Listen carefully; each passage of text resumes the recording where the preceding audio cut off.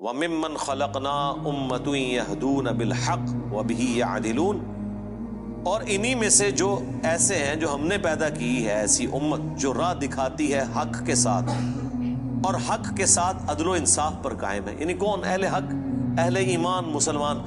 جہاں کوئی اللہ کے ساتھ شرک کر رہے ہیں نا، تو اللہ نے اپنے وہ بندے بھی پیدا کیے ہیں کہ جو توحید بھی اسی طرح بیان کر رہے ہیں. بلکہ میرا تو یار یہ دعویٰ ہے، شرک اتنا شد و مت کے ساتھ لوگوں نے نہیں کیا جتنا لوگوں نے توحید شد و مت سے بیان کی ہے. تو اللہ تعالیٰ ایسے بندوں پر فخر کرتا ہے جو اس کی توحید کو بلند کرتے ہیں. سبحان ربک رب العزت عما یصفون. دیکھیں نا سورہ الصافات میں اللہ نے ایک ایک نبی کا ذکر کیا ہے. یار اللہ کو جو بندے پسند ہیں نا وہ اس کے پیغمبر ہیں. حقیقت بات ہے. اس لیے میں اکثر کہتا ہوں کہ اگر اس کائنات کی سب سے بڑی کوئی دعا ہے نا تو یہ ہے کہ یا اللہ پیغمبر بنا دے. لیکن یہ دعا حرام ہے، کیونکہ پیغمبر کا عہدہ وہبی ہے، کسبی نہیں ہے. وہبی ہے یعنی گاڈ گفٹڈ، کسبی یعنی ایفرٹ پٹ کر کے نہیں آپ حاصل کر سکتے. اگر اس کائنات کی کوئی سب سے بڑی دعا ہے نا تو یہی ہے کہ اللہ پیغمبر بنا دے، تو یہ تو پاسبل نہیں. تو اس کے بعد دوسری دعا یہ ہے کہ ہمیں قیامت میں اور جنت میں انبیاء کا پڑوس نصیب فرما. آمین. اس سے بڑی کوئی دعا ہو ہی نہیں سکتی. تو اللہ کو اپنے پیغمبر اتنے پسند ہیں، اللہ تعالیٰ اتنی تعریف کر رہا ہے ابراہیم کی کہ اللہ تعالیٰ کے لیے بس ابراہیم ہی ہے انسانیت میں. اس طرح ذکر ہے. اللہ تعالیٰ کیا فرماتا ہے؟ ابراہیم جس نے ہم سے وفا کی، سورہ النجم میں. سورۃ البقرہ میں اللہ تعالیٰ فرماتا ہے جب جب آزمایا ابراہیم کو اس کے رب نے تب تب وہ کامیاب ہوا. پھر سورہ صافات میں تو بڑی قربانی کا ذکر ہے کہ بیٹے کی قربانی مانگ لی. پھر اللہ نے کہا کہ سلام علی ابراہیم، سلامتی ہو ابراہیم کے اوپر. یوں ہی ہم جزا دیا کرتے ہیں اپنے نیکوکار بندوں کو. ہم نے اس کی قربانی کو انسانیت میں ہمیشہ کے لیے زندہ کر دیا. آج امت محمدیہ ہے لیکن قربانی کو کہتی ہے سنت ابراہیمی، حج کو کہتی ہے سنت ابراہیمی، اسلام کو کہتی ہے دین ابراہیمی. ملت ابیکم ابراہیم هو سماکم المسلمین من قبل وفی ھذا. یار چھوڑ دے سب سے بڑی بات رسول اللہ. قل اننی ہدانی ربی الی صراط مستقیم. اے نبی تم فرماؤ مجھے تو میرے رب نے سیدھا راستہ دکھا دیا. دینا قیما ملت ابراہیم حنیفا، دین جو کہ قائم ہے ابراہیم کی ملت پہ جو سب سے ٹوٹ کر ایک اللہ کے ہو گئے تھے. وما کان من المشرکین، وہ مشرک نہیں تھے. پھر سورہ نحل میں اللہ نے فرمایا ابراہیم اکیلے پوری امت ہے، اکیلا پوری امت. یعنی کوانٹٹی کوئی اللہ کے نزدیک اہم نہیں، کوالٹی. بندہ کہتا ہے کہ پتہ نہیں ابراہیم نے کتنے 90 لاکھ کلمہ پڑھایا ہوئے گا. آیا نا داڑ تلے دسو 90 بھی بندے نہ پورے کر سکتے.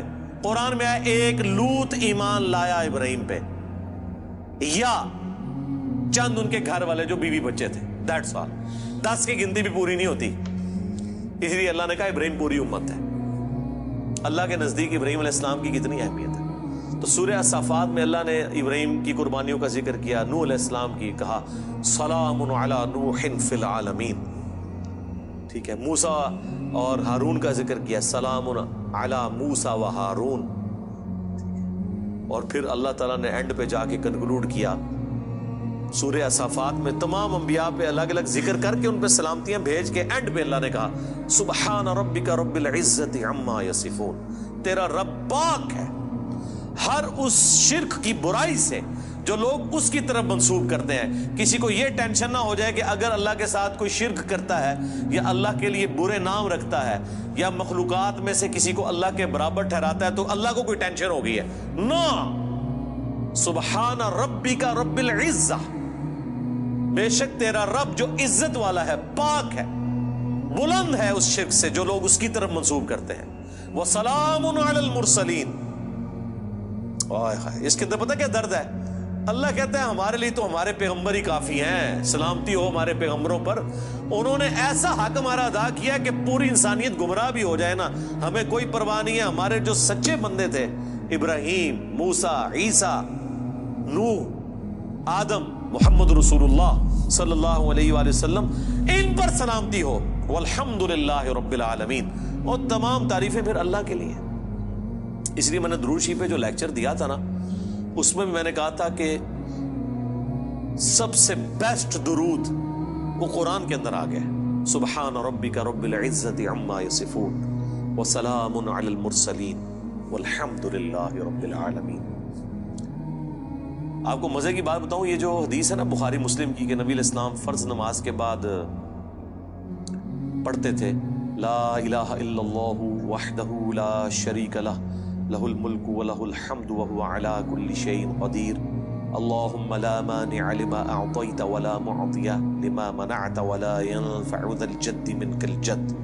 بخاری مسلم میں تو اتنی یہ دعا آتی ہے، جو حضرت معاویہ نے خط لکھا تھا تو مغیرہ ابن شعبہ نے یہ وظیفہ بتایا تھا ان کو کہ اللہ کے نبی فرض کی نماز کے بعد یہ پڑھا کرتے تھے۔ لیکن ترمذی میں جب یہ حدیث آتی ہے نا، اس کے ساتھ یہ الفاظ بھی ہیں کہ اس کے بعد حضور پڑھتے تھے سبحان ربک رب العزت عما یصفون وسلام علی المرسلین والحمد للہ رب العالمین۔ یہ قرآن کی جناب فیورٹ ترین آیات ہے۔ مجھے آج بھی یاد ہے، میں 2007 میں حج کیا تو 2007 کے اندر 2 حج آئے تھے، ایک جنوری کے مہینے میں اور ایک دسمبر میں، 18 دسمبر کو آیا تھا۔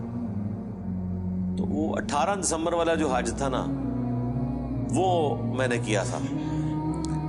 تو میدان عرفات میں اس ٹائم تو ظاہر ہے ہم نئے نئے خود ابھی رائے حق کے مسافر تھے، ابھی تو پتہ ہی نہیں تھا کہ اللہ نے کتنا بڑا کام لینا ہے، میں نے تو ابھی کوئی ویڈیو ریکارڈنگز بھی شروع نہیں کی تھی۔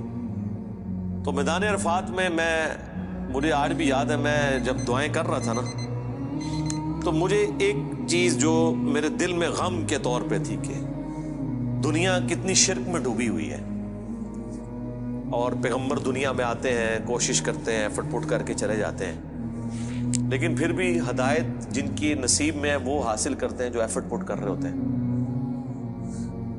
تو اللہ تعالیٰ نے اتنی بڑی کائنات بنائی، اتنی مخلوقات پیدا کی، لیکن اینڈ رزلٹ یہ نکلا ہے۔ دنیاوی طور پہ تو ہم اسے ناکامی سمجھ رہے ہیں نا کہ اتنے بندے پیدا کیے تو وچوں جڑے کام دے بندے نے وہ چند ہی کی نکلے نے، باقی تو سارے فارغ ہو گئے، ٹھیک ہے۔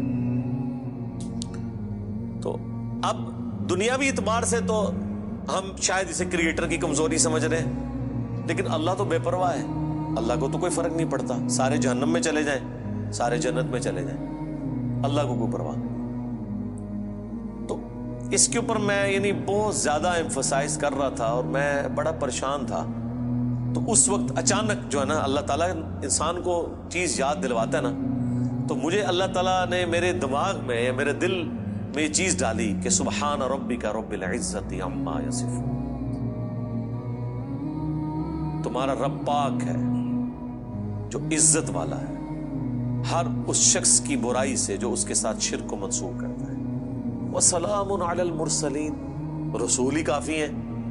ویسے تو اللہ رسولوں کی عبادت کا بھی محتاج نہیں ہے، لیکن اگر اللہ تعالیٰ نے مخلوقات میں پیدا کیا ہے تو وہ رسولوں نے ایسا بیسٹ پرفارم کیا ہے کہ اللہ کہتا ہے ہمارے رسول ہمیں کافی ہیں۔ والحمد للہ رب العالمین، تعریفیں تو ساری اللہ کے لیے۔ تو میں نے پھر اس وظیفے کو ہمیشہ حرز جان بنا کے رکھا ہے۔ میں ہمیشہ کوشش کرتا ہوں کہ میں اپنی ہر نماز کی پہلی رکعت میں یہ سورہ فاتحہ کے بعد پڑھوں، سبحان ربک رب العزت عما یصفون وسلام علی المرسلین والحمد للہ رب العالمین۔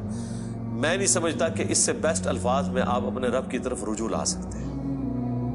ساری گمراہیاں، سارے شرک اللہ کو کوئی نقصان نہیں پہنچا سکتے۔ سبحان ربک رب العزت عما یصفون۔ اور اللہ کے بعد اگر کوئی حقدار ہے نا کہ اس کا شکر ادا کیا جائے تو وہ اللہ کے پیغمبر ہیں، جنہوں نے کمٹمنٹ کے ساتھ اللہ کی مخلوق تک اپنا پیغام پہنچایا، اور وہ اللہ نے اس میں ایڈ کر دیا وَسَلَامٌ عَلَى الْمُرْسَلِينَ، سلام ہو رسولوں کے اوپر، والحمد للہ رب العالمین، اور تمام تعریفیں اس رب کے لیے جو سارے جہانوں کا پالک۔ تو میرے بھائی قرآن جس کو باپا مانتا ہے نا وہ پیغمبر ہوتے ہیں، باقی آپ کے بنائے ہوئے باپے ہیں، باقی سارے فالوورز ہوتے ہیں۔ قرآن کی ڈاکٹرین میں امام وقت کا پیغمبر، قرآن کی ڈاکٹرین میں اللہ کا نمائندہ وقت کا پیغمبر۔ اس لیے سورہ زمر میں آتا ہے جب جہنمی جہنم میں پھینکے جائیں گے نا تو فرشتے پوچھیں گے تمہارے پاس کوئی پیغمبر نہیں آیا تھا؟ وہ کہتے ہیں آیا تو تھا لیکن ہم نے جھٹلایا۔ حالانکہ پیغمبر تو صرف ان کے پاس آیا ہوتا ہے جن کے سامنے ہوتا ہے۔ جب ہم سے پوچھا جا رہا ہوگا کہ آپ کے پاس کوئی پیغمبر آیا تھا، ہم کہیں گے کہ آیا تھا تو ہماری موجودگی میں تو نہیں آیا۔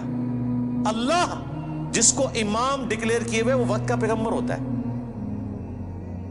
چاہے آپ نے اسے دیکھا ہے یا نہیں دیکھا، آپ اس کی زندگی میں ہیں یا نہیں ہے۔ آپ کے لیے جس کو اللہ نے پیغمبر بنایا ہے نا، اللہ نے آپ کو اس کے ریفرنس سے، اور یہی قرآن میں ہے کہ ہر شخص کو اس کے امام کے ساتھ اٹھایا جائے گا۔ ٹھیک ہے جی، اللہ تعالیٰ سے دعا ہے جو حق بات میں نے کہی ہمارے دلوں میں راسخ فرمائے، جو کوئی غلط بات میرے منہ سے نکل گئی اللہ تعالیٰ دھو ڈالے، معاف فرما دے، قرآن و سنت کی تعلیمات پر عمل کر کے دوسرے بھائیوں تک پہنچانے کی توفیق عطا فرمائے۔ سبحانک اللہم و بحمدک، اشہد ان لا الہ الا انت، استغفرک و اتوب الیک، وما علینا الا البلاغ المبین۔ جزاکم اللہ خیرا۔